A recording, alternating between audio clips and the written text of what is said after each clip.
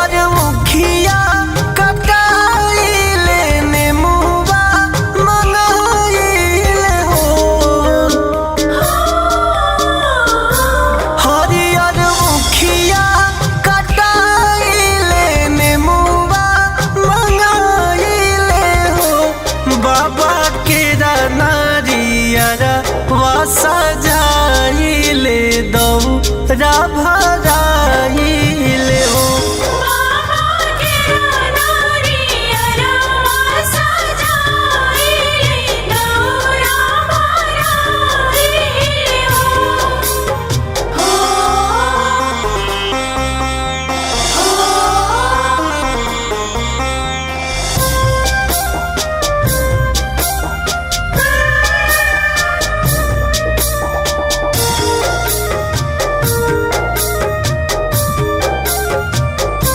भोरे भोरे दौरा उठाइले घाटे पहुँचाइले हो।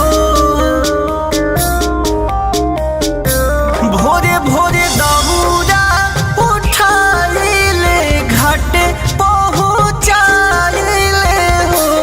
बाबा पूर्व में उगले सूरज माल अर्घ दियाइले हो।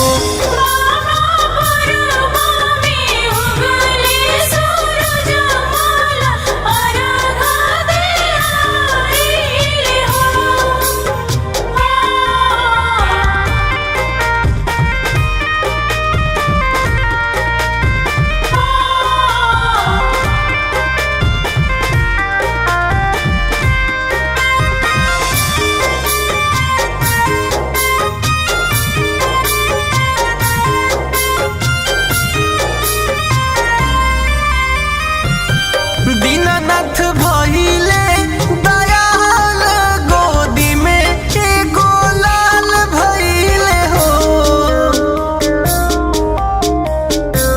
दीनानाथ भइले दयाल गोदी में एगो लाल भइले हो। बाबा शंभु जी विजया